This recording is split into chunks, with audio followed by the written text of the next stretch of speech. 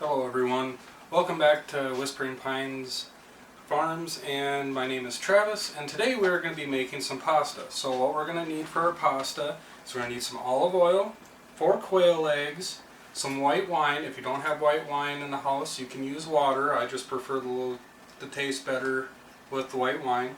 A cup of flour plus a little bit for dusting the tabletop when we're kneading the dough, and then some salt and pepper. So let's get started.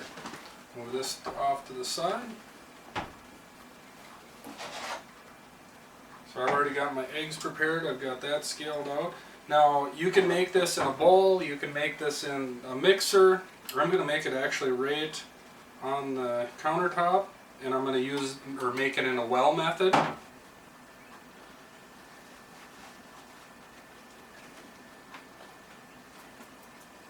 So I'm going to grab my spatula. So here I got my 4 quail eggs. I prefer to mix them up, scramble them before I put them in there. It just breaks all the egg yolk or egg whites up, so I don't have to worry so much about it. I'm going to do a little bit of salt and pepper, just a pinch of each. Now you don't need very much salt because we're going to salt the water as we cook these. So then as I go around, I'm just going to take and work in a little bit of the flour. It's kind of the fun thing about doing the well method, is you get to use your hands.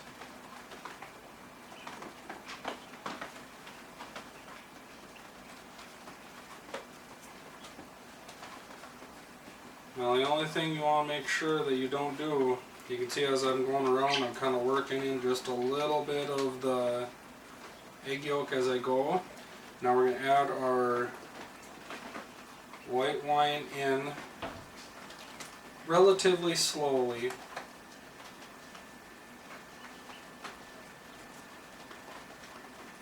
it's your first time making it, you might want to use a mixing bowl.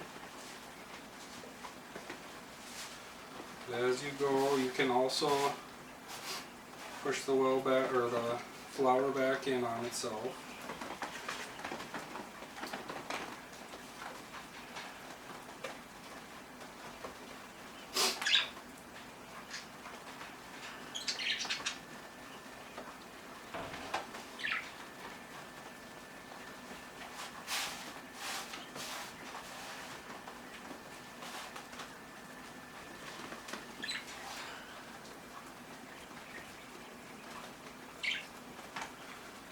And once you get to a certain point, it all comes together real nice.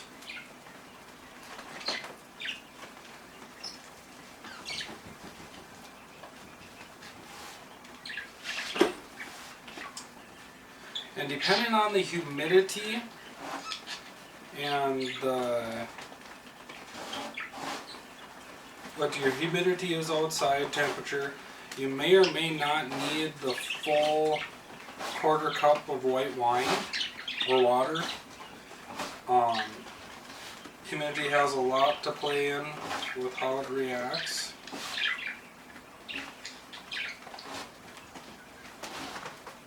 So as you can see, I've probably got a couple tablespoons left of white wine. I may add them in. It's feeling pretty good right now.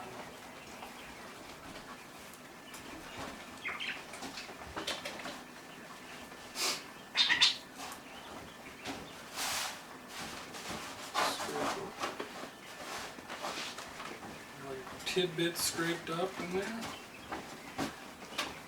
Might add just a little bit more to it.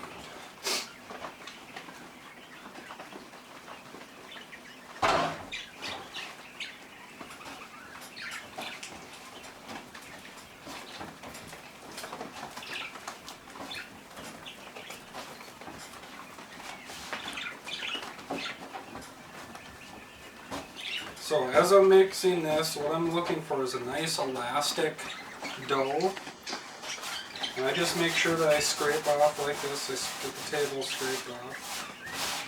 Kind of pull my flour back in.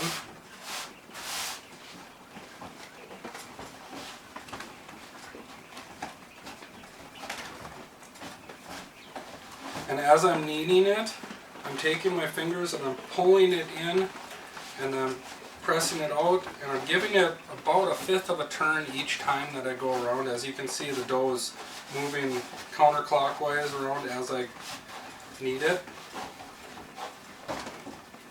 At this point, my dough is feeling pretty good. I still have to knead it some more, but I don't want to mix in any more flour. Otherwise, I'm going to get too dry and too tough of a dough out of it. Now, when you get done with this, when you get done kneading, you're going to let it rest at least 1 hour in the refrigerator. Actually, overnight is the best, but you can do it for 1 hour and let it rest. What letting the dough rest does is it lets the gluten, as you're mixing this in, it's got gluten in it, and it tightens up and becomes tough. When you let it rest, that gluten stretches back out and you're able to roll it easier. If you do it now, the gluten is so tight, when you roll it out, it's just going to come and pull back in on itself. Clear this out a little bit. One trick to cleaning your hands off, if you just rub them together, don't get them wet right away because then they'll just be a sticky mess. But as you can see, if you rub your hands together,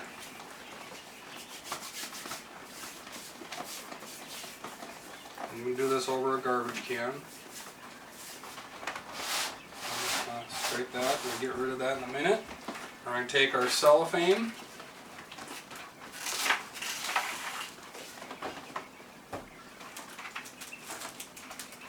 Now you want to make sure that this is totally covered.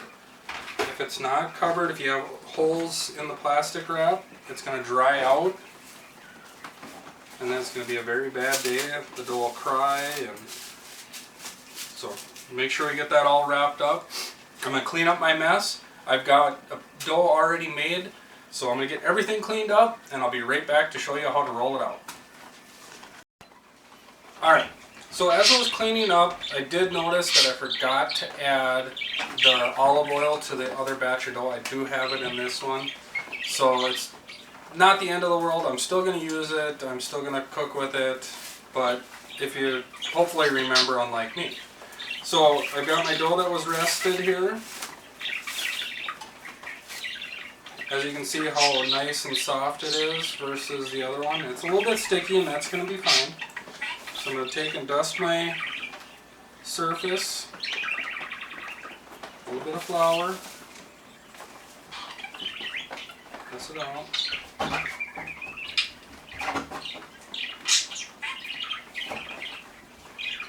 So now there's a couple different ways that we can roll these out. We can use just a standard rolling pin. Well, this is a French rolling pin. You can use a standard that has the handles on each side. You can use a hand crank pasta roller. You can use a KitchenAid pasta roller. Not everybody has access to the KitchenAid or the crank. I mean, very simple. You run it through here to get the thickness. We've got a fettuccine or a spaghetti cutter on it. But I'm going to show you how to do it right on the table here. So I'm going to start rolling it out. So now as I roll it out, I'm going to leave a thick end on the front and back. And what I'm going to do is I'm going to turn it 90 degrees. And that's going to give me kind of a squarish dough. Once it starts sticking to the rolling pin, just give it a little dusting of flour.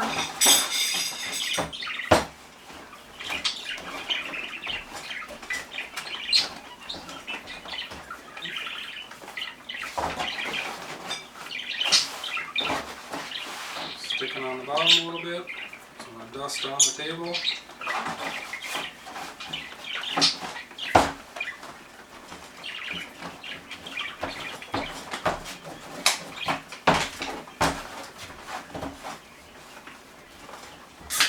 Now if you're working at home on this, my table's got a little bit of a rise in the center here. Countertops work much better for this, but and you don't get the little holes in the center because of an uneven table. But we're going to roll with it.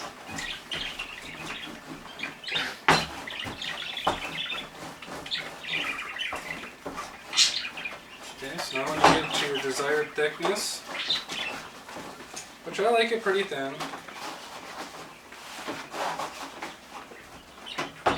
I would say probably 1/16 of an inch is what I prefer. Alright, so let me get here. I'm going to grab a cutting board real quick.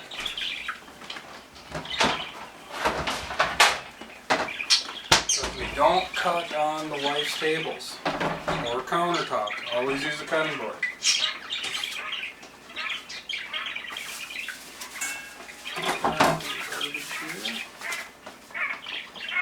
Okay. So now we're going to take and dust our dough with a little bit of flour. Now, how we're going to get long noodles out of this is a little bit more flour. It's alright to use a little bit of flour here. We don't want it to stick together as we cut it. So now what I'm going to do is I'm going to start rolling this up.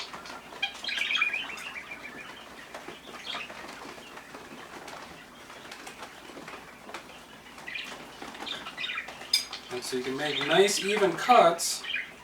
You roll it up and you don't have to cut all the way down the dough.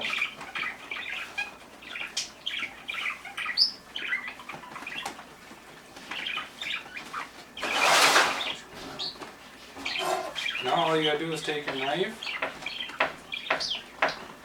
and simply go right down. If you want spaghetti, you do it finer. If you want like a fettuccine noodle, you're gonna do it wider.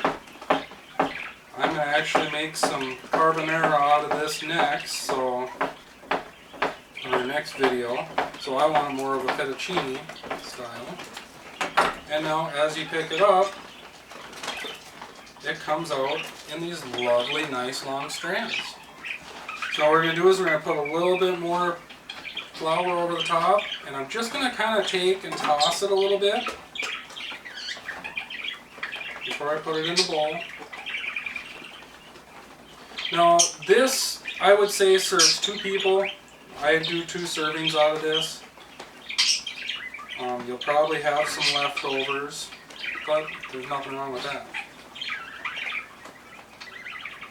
Just want to make sure that they're roughly all, I don't have any pinwheels like that left before I put them in the bowl.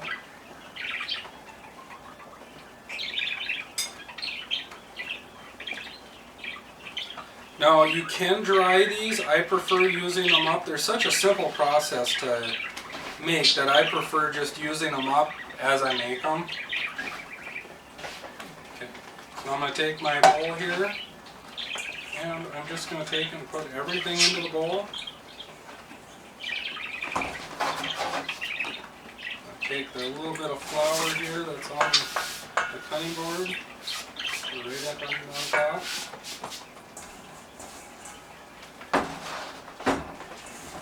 Give them another quick toss. And just, I want to put a little bit more flour in just to make sure. It's going to help dry them out just a little bit. And plus, then they're not going to stick to one another. I can pull strands out very easily. So, now what I would do is I'd keep these in the refrigerator if you're not going to use them straight away. Or you can hang them over, if you gotta have a drying rack for pasta, you can just hang them over that and it'll dry just fine. But that's all there is to making noodles. I hope you guys enjoyed. And like I said, check out my next video on how to make carbonara. We're going to make some ham and sun-dried tomato carbonara. So we'll see you then. Have a great day and God bless.